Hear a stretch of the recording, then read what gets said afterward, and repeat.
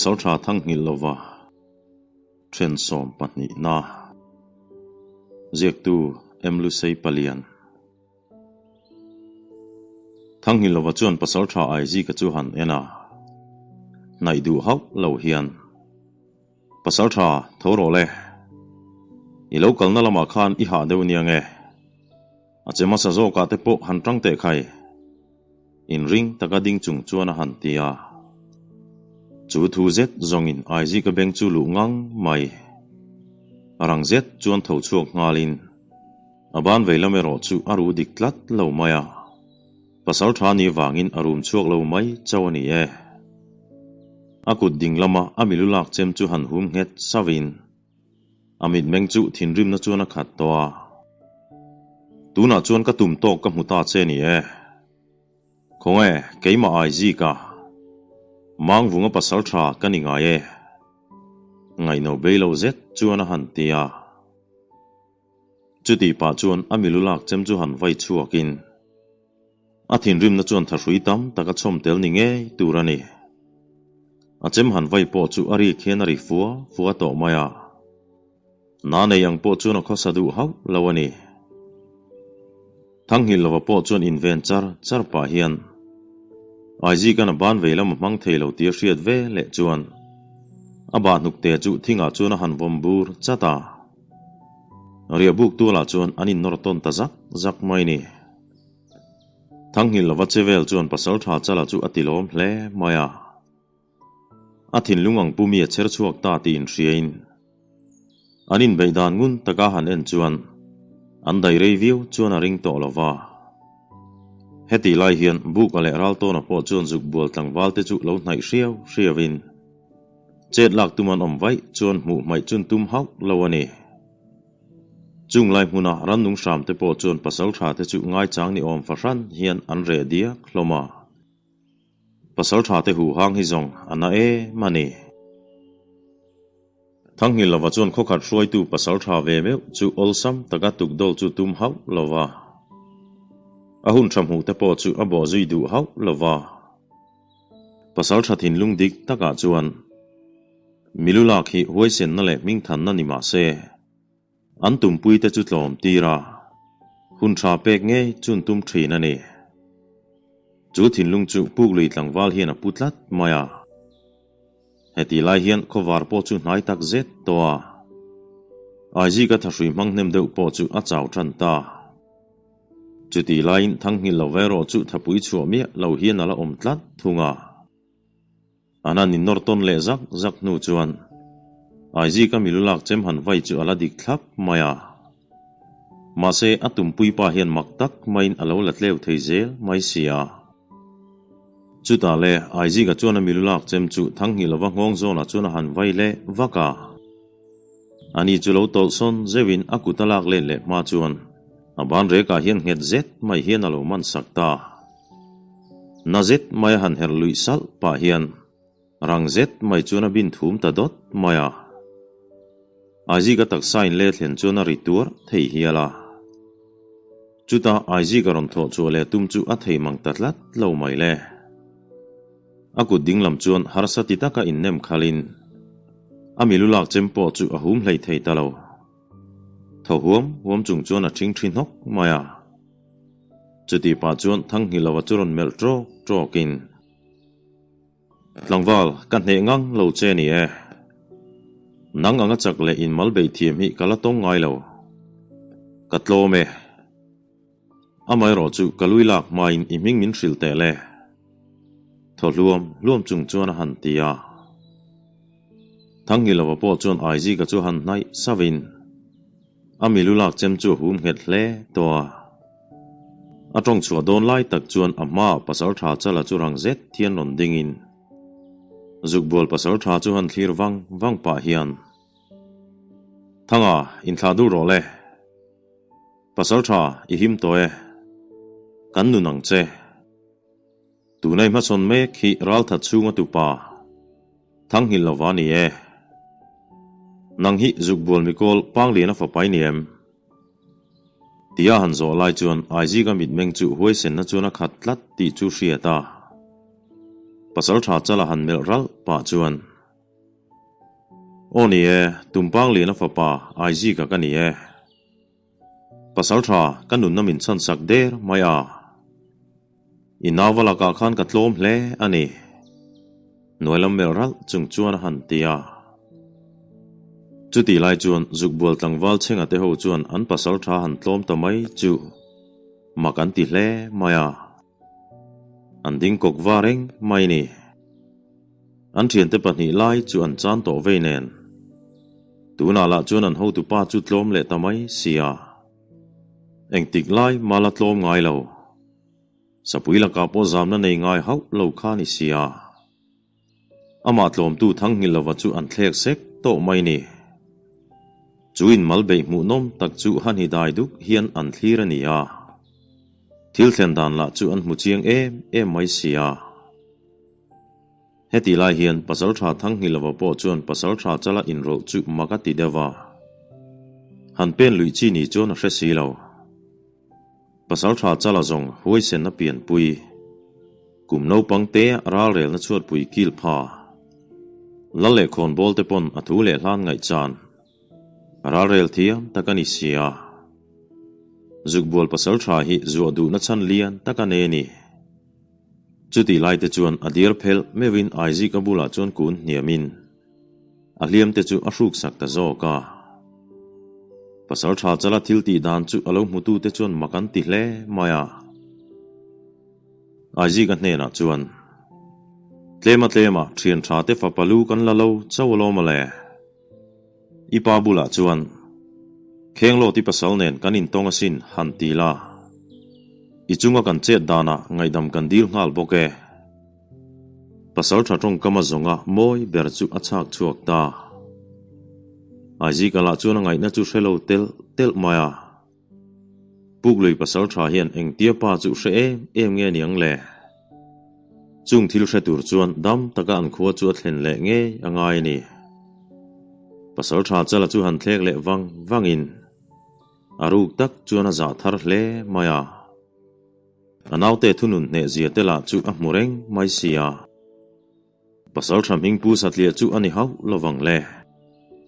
a mel le mit meng a chezi reng mai chu a fel vel vek mai ni chuti lai chuan thim thu nei na po chu ron kiang tranin zuksi molu lam po chu boru ka in lum let tran ta thangi lawa po chu a hliam te naw nei te chu a thian te chuan an buai puya tlangwalo po chu muam trun chung chuan an dang deuh der mai ni an ngai chan ber chu pasal tha chala chu ni pasal tha chala chuan khatia aizi ka in veng hlei theilawa mu khan akai hruai te zinga amirin ber thang hilawa chuna lu chu ala don ti chu hrathia maya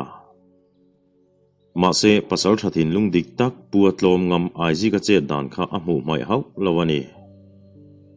pasal tha ten tloman hre zia chu a hre chiang ema chu wangin tlom ngam khopa huai sen a mu khan anun zu nge chu du ta ni anin bei chung zong khan a thian tumpang lina chu angai tu na chuan chamin a chevel chu hetlang wal nen hian aninang bokani aji ka po chuan pasal tha chala chu han mel zawin pasal tha in poi kan khoina hian min ngai dam ula tumpang ero chu kan hliam nge ni tin kan ramwal chin kan an thlir khan kan on kaltlang tamai ni zoi sap chuan han tia heti lai hian pasal tha chala chu ding chuak to zukbol tlangwal telam hoi chuan ti hian han tia he kan salu hi zong thang hilawa ka nge yania a chian po kan chiang viau bokani in ngen mulu na om reng po kan mulawa chuti lain hei asala chu tam maya kan hle ve don cheunia in thian te ruang ero hi chu a theiang angin seng hoi mai teu tin tlangwal pakhat ipte pui chu banin an sarep chu purnol khop chuan han no saka heti lai me khian zukbol tlangwal pahni te chuan an thian te ruang chu an lo buai pui ve thunga aizi ka po chu har sati tak chuan ron ding chuakin a melan dane ro chu adang lam te chiam lo thunga chuta anaw te hne na chuan chenga tirule ikirang ule Puk lui mi sang poi kan khoi le ma nge hian iliam tengu an ti ta ka chuan pasal tha chala meu po chu akhive suka tlangwal ho hne na chuan in thian te kha kan tum sa re ngani bik lova an kutaran deu wangin kan naute khan an lo hmu man ani thar tho lein du ni pon kanin pei renga in remin du le a olsam tingani mai amero chu in ron thar tho le ni ngat zongin zukbul khuwa ramtang chin chu in hek ngotang le changfak le zom tak chuan han tia atong ri tang ringot po chuan asoyang nge chuan atidon ani ti chu classic intrana chau tukum vilik sawa ram thin tian riat luk zet chuan an thachiang ani aizi ka po chuan pasal tha chala han mel zau pa chuan kapabula chuan kalau soyange tia thutam soi to lo chuan akal bai sai maya chuti rol chuan zukbol tlangwal te po chuan an thian boral ta te ruang chu puin an local nalama chuan an liam ta an tan zong tlom na satakani an chan ta kan thian te chu engtin tak an chung te bula chuan soi fiang mo pasal tha chala chuan zukbol ho chu an liam thleng chuan a thlira anaw te chuan an thin lunga chuan zo nan nga kher maya tuna chuan la soi chuang ngamri lo ma se an la zot molang chuta thang hi lawa churon tong chuakin kapachal enge thilom zia ithil ti dan kha ka hrethiam lo tak zetani a han ti lai chuan pasal tha chala chu han ngoi wanga chuta thut mun teremin vaibel chu han lakai te a pasal tha te nan hre ber chu tlom hi nia thina tura ken pen chuana tlom thu hi akoto pa lo chuan an soi ngai lo tlom ngam khopa huai sen ka mu khan in rol nge kha thain ka hria zuadu na thinlung kha alo piang tlatani thanga karon in rol kha poika ti tak zeta amero chu tlom to nu kut thla ki karil rem zong ani tlat lawani tin kha pasal tha kha pangli na fapa ni rin na kanei tlata apoi ka ti hle mai zukbol pasal tha pangli na te thanga pa te ho nen hian phokhat in tromin korwai kan nor tlang towa chumi tum chuan kanun min chan sak to nge ni pangli na chu khenglo ti pu fapa ni tin an thu chu khar ta buka teo po chu an ngoi thap maya pasal tha chala nu pui khenglo ti zong an chiang hle mai sia hanzo le tur po chu an hreto mai lawani chu ti lai chuan ral to na chu tho nalin tu thuan bot sai tur chuan a chezui ngala pasal tha chala ro chuan soi tur nei hi ala ang hle mai thunga engamoti tak hian a omani ahun kal to chu a chui kir ni nge inalang bukale ral to ne ro chuan an thian a lo chak zia le in mal be thiam zia te chu anan ngai tu le ta an mi thla chuan eng dang ma hi a cham theiri lawani heti lai hian fawang jing ni chuak sen phut mai chu lo sai tlunga chuan lu ko pui tang chuan thlirin an hun ton mek te chu han chu le ta an buai talangin fanau doi po an mang talawani ti te chu han ngai tua an chunga khuanun za ngai chuan an khotlang chuan hop khop an thar thei mai chu ringa lo thar chuak lo deon omani point khotlang ro rel tu ni tlin takin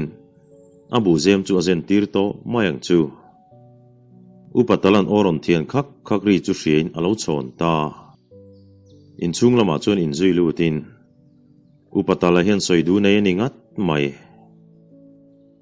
chumini vek chhun chofak ma deuh chuan sesi ngotlen ma hian nulapani thingphur chu an ridun kar renga nulapaka jok chon thingro thafe mai chu tanin chu nula chu piangi ni nulapian thiam le mel ngai no beizet mai hi ni a mei thai fa mani se in leng ponga hle thin ani chutia thingro lam ringota aril ru pek lai chuan ala karem chang lo zong vereng tu chuan aron nai hriawa chuta le nunglama tang chuan zalu ta chuan a ka churon hup thutin piangi lau thlawar lu tuk chu atal na sakher maya zalu tala chuan a hun tha chu bo pelatum hau lova korte kama aidu munzola chuan amoi hup sak chung chuan a hnuk phei ta hona thom pon dim hlei thei ta bik lo ani sesi ngozong are rui mai sia piangila chu au chuak thei tlat si lo athin lung chu avarum na sate lu lem thei top chuan han tang let vein zalu tala ka tlo mai chuan thi thleng po tran ral rai chu du zo ka chu ti line zalu tala chu athin lung chung ril khak na le it na chuna bol a ne e maya tharum man mai chu tum tran ta chu ti ruala piangi ka hum na han thla dul ret chu ati sualian takani piangi chuna thian nu siami chu thei to paring chuna han aw tawak maya a thian nu thom ngai chang rengalo om siami po chu ngai that lo na chun tlak buak tanin a thian nu mang ang aw thom chu alo hre chiang ngang maya a thian nu aw nalama chuna hrei puinen chun rang tak chuna tlan thlata tlan pa chuna aw tur reng mai boka adem om hau lawani mei chamang ang hizong an aw ring thin hle mai sia aidu munzola zalu tana thian nu piangi tlo malo tumme chu muta chuta le ring taka aw chung chuna pan pheita zalu ta hi ati sa chak na chuna thunun tlata wangin phim khur na chu a hlo zo to ni engdang don lova piangi thingsa than kun vel anaw tram tlei lo in pevar hai mai le pong ko la mai te an in her kual pa akham khok sai su lo lang tele aku phan lang bil tai mai te chuan a chiale thriat na chu ati buai tlata he nu zet hi zong hun rei taka ta to chil thila dona lo thlir to khani sia siami thoma han riat meu chuan zalu ta ngai tu na po chu buai ta rang fe chuan tho chuakin aipte puya achem chu han chu chata chuta meu chuan ver ther na le thin rim na mit meng chuan mun chu chang toin it na le nom chen tum na tharau chuan a bo bet me chu ni sia chuti pa chuan ring leng long hian kalaka hian inin peve ve ni lo chuan kanun hau lawang cheu a han ti to maya piangila chuan mal lang lai te chu lo khu thamol molin athin rim lutuk chu khur ngot to maya siamila chuan zalu ta te ang laka athiang hlim na hlan chu tum therte silo chuti lai chuan piangi chu ron tong chuakin luta heti em hian ani mo ilo za theilowa lo ngai reng ro ichak lo ngatang ati khur lak maya zalu tala chuan nangkha ngoi mak ro ipuan mor ka dek toa kati ming che tho don che ni ngei om zeta nui chung chuan han tia chuti lai chuan siami po churon tong chuak vein nang mi zak thelo pa i chan tur chui munge turani kanu tra te nan zuwa hau lowang che thin rim tak chuan a ron ti ve boka zalu ta chuan a chempui han hum nge sau pa chuan siami lam chu pan ta chutia pen ni vela han pen man chi ti chuan anung lama tang hian zalu ta khan ding ro wa thum fi zet mai chuan a ron tia thinglong chunga chuan in zo tak hian tairang chu ron in per chuak nalin anung chia chuan valu pa buanga chu ron ding ve boka ani pani hi tui la tura se si ngopan hin nia khatia siami te tre thoman hriat khan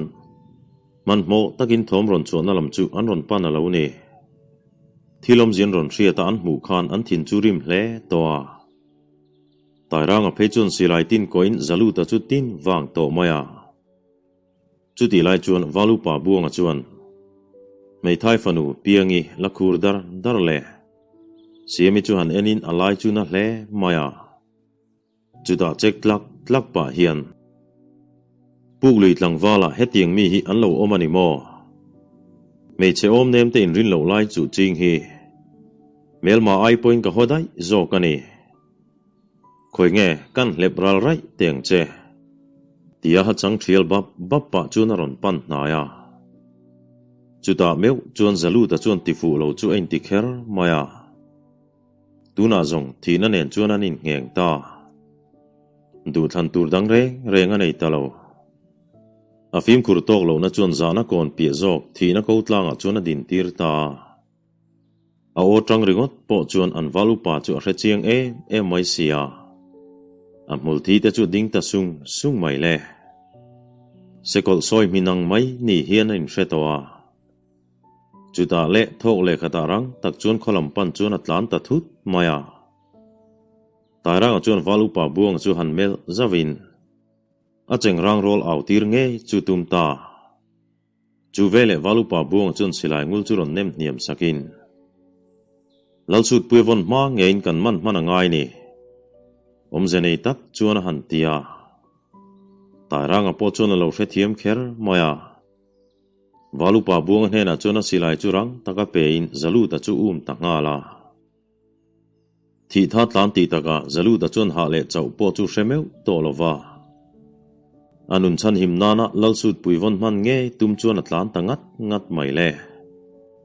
anunga chuan tairanga chuan chak fe chuan min chuti pa chuan ding tur chuan au tur reng boka zalu te ro chuan a din vai chuan atan thi na tur ani ti chu hre thiam tlat mai sia ipte pui ko la chuan tlanin kho chung chun hai hle to ni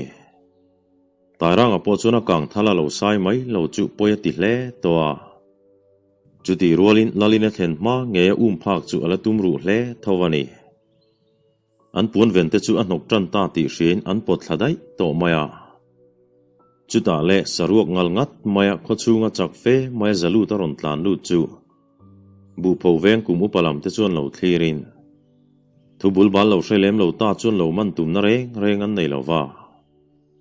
tairang ala chuan au ruai chung chuan hnunga chuan ron ve zel boka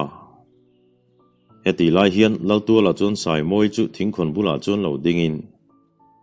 puan po veng lova zalu ta man mo taka ron tlan chu alo thlir ve ngot maya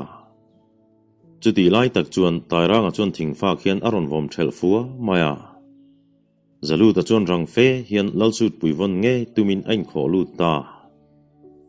lal chuan ron ri rok thom le asut puiron vuan tu chelo thlirin chuti lai chuan tairanga chu sai moi nai deuh taka chuan thuin aka chuan a tho hi aleng mang lo hiala chuti laia sai moi na lo khual thlir ve ngot mai chu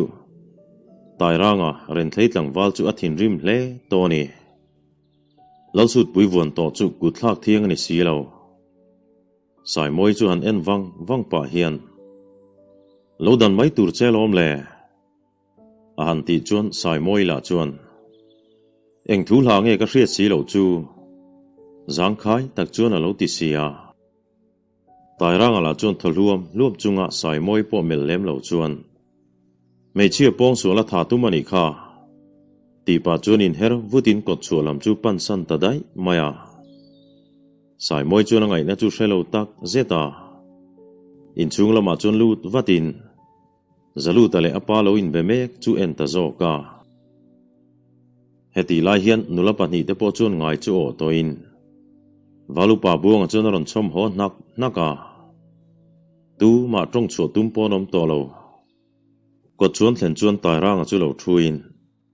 zalu ta chu man lo ni ti chu alang reng maya hemini kher hi chuan valupa buang chuan thang hi lova chu hre chuak vong maya ani khazong in han ngat se chuan atuk samziala po sak man nge chuan a ringa tuna zong piang ite thian dun tlang than na tur chu a me mi nge chu ngai ta ni enganga thil sual lian tham ti po ni se lalsut pui meon von to chuan kuthlak a thiang to si lova amero chu lalsut puin von atang hian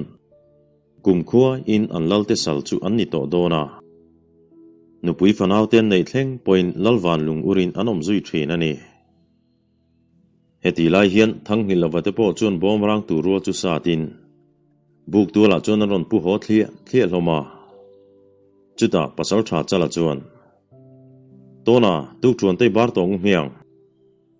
voin chu bom rang lian hem hom ta dan ka zir ti rang cheu kan sarep la chu midang kan hle then ta sia tlailam chu wak chok leila thange ni chin deuh khan ngal rol thom ka hretla tani alo ti chara ral tonaril tram to pheng chu a phewat wat maya bu ko po chon rang takaron pui ngalin thang hil vai ro chu pasal tha chala chon chelo turati tlata wangin sheom ti tak chung chuan a thian te chevel chu alo thlir ve renga relo te a chuan tuk thuan chu pein an eitamol mola chuti pa chuan pasal tha chala chuan sanghal hi arwalan oma hun le towa kan zawlam po khi kan thi thlai uluk deuh chu ngai don ani bom rang hi an ta zo watila i han chian tlang teng u lovan chu vai zongin anzan khat bo po hi azaw thei hle mai sia omzenei fe chuan han tia chuti lai chuan bu gala chuan khodang ai ji ka chuan lo huai hle maya kan ai ji ka ve hi zong thiang lo mu khi a ang riau mai zela tin aril ru om reng chu aron thlasik mau chang pu pui khuk mai chu an nui hak hloma ralto nala chuan nangla hi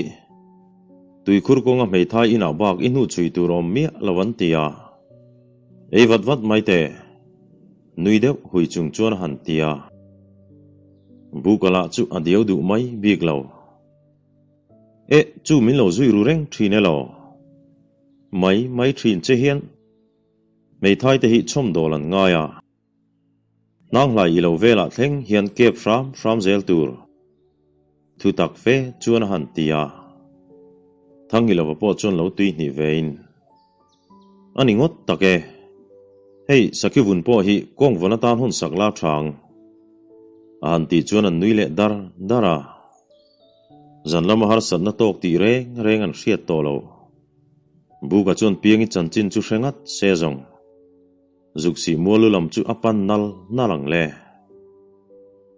chutia tu thuan lim takan kil zo chuan nang te chu hlain an sarep te chu uluk tak chuan an urle ta pasal tha chala le ralto na chuan bom rang lian hem hom chu lo tain buka le thanga chuan nang chu an lo hlai chun zom ve zel thunga chuti pa chuan ti lai rengin pasal tha chala chuan ngal rual che dan thin le a hual dan tur te chu uluk tak chuan a naw te chu han hril mola an chu chhun tur te po chu an fun thlap towa thang hilowa chevel po chu azang khai le hle to ni pual rang zawlam chu che te mula tang chuan an hel dona chu pasal tha chala du dan ani a ni van lai zola thlen ma ngeya an ria bu ka tanga pen chuwa nge chun tumani pasal tha chala chuan ma hruain thom chu dim thiam hle maya a pen dan le a ke che dan vel te chu a hnunga pasal tham hing la puchi lo te po chuan ngun tak chuan zirin a chang chuan an rile khut thina ma se mi hrang nun zirti taka ma chun son ve viau toni che te mol nak pek chu kain ma hroi tu pasal tha chala chu handing data chuta anaw te lam hoi pa chuan zoile fia zet hian thanga ton anen khan dinglam mong on lama tang son ron hual ula buka hian minon zui ro se an ti sap nu chuan an silai te chuan han en non le te a thom dim tak chuan malam chun pan le ta pasal tha chala te chuan che te mol ram rem chin chuan hnai hle towa ngal rual thom po chu an a hle to ni thom an dim thiam ziala chu soi mai hian a fia zo lo zo an silai chu an hum hel hle towa chuti pa chuan thinglian tak chuin phen nan mangin thang hilowa chuan pasal tha chala te chengrang au zo a aron tlandar te lo chang turan ni ti chu hria ralton anen chuan in hlan lutuk lo chuan thing phena chuan omin tran hunan lo chiam ta chuti lai chuan pasal tha chala chuan bu ka chu han mit mei zawin an ma lo ka ngal rual te po chu an lang chiang toin an tam kher maya bukala chuan ka tur ber chu hreta hau lo mai le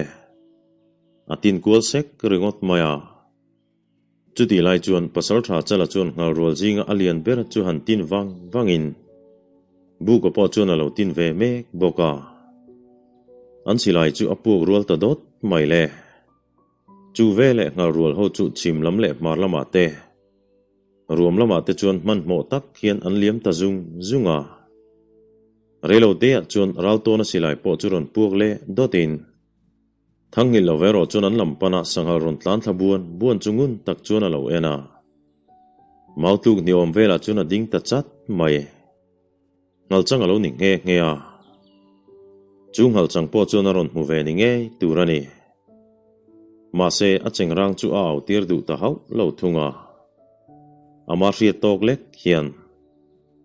ngala tlan to bu bala za ngai la a han ti sapa thang hi lova hian a pu thu soi thei hil thei hau lova neya chu hei hi ni san tame ti wang ngotin trum khata sa hi ka chiam turani ngai lo veng tun nei thin ti hi hriat reng turani ni danga kan sa le tur thawan nia kan khek thiam hian keima ni tan bokani e tia cha dap chu aril ruwa chuan a hrengreng thina chung hal chang po chuan mak ti mel fe hian thang hi lova chu en vungin ngo chung thing ngir khup nalama chuan atlan liam ta ole khati zong kha hemi thena ta na kan da thei chu alo ni le ta in zawain mutui mang